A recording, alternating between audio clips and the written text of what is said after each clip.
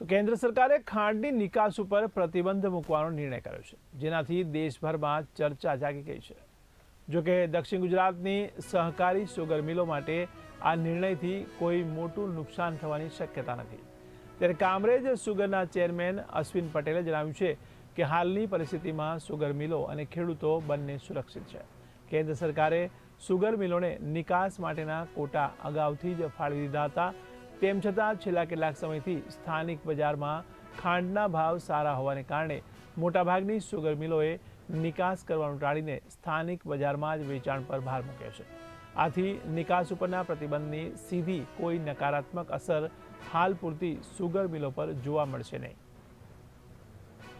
કેન્દ્ર સરકારે હમણાં એક્સપોર્ટ ખાંડ પર જે બેન મૂક્યો છે સપ્ટેમ્બર મહિના સુધી, એ નિર્ણયને ઘણા ખેડૂતના હિતેચ્છુઓ બનનારા અને સુગર સાથે જોડાયેલા આગેવાનો પોતપોતાના મંતવ્ય રજૂ કરે છે।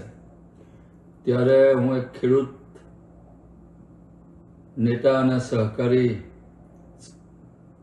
આગેવાન તરીકે કેન્દ્ર સરકારના આ નિર્ણયને આવકારું છું, કારણ કે કેન્દ્ર સરકારે ડિસેમ્બર મહિના પછી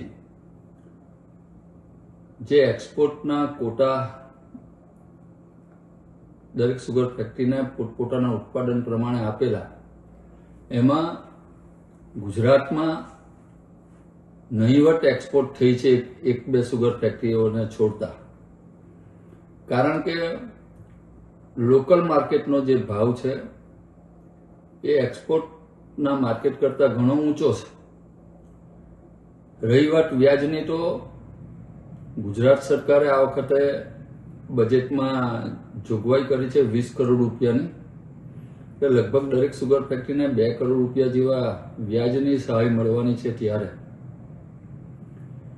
અને આવનારું 2026-27નું વર્ષ આંતરરાષ્ટ્રીય લેવલે ખાંડનું ઉત્પાદન ખૂબ ઓછું થાય એવું દેખાઈ રહ્યું છે। ત્યારે કેન્દ્ર સરકારના આ નિર્ણયથી આવનારા દિવસોમાં ખેડૂત આલમને વધારે રૂપિયા મળે એવું મને લાગી રહ્યું છે।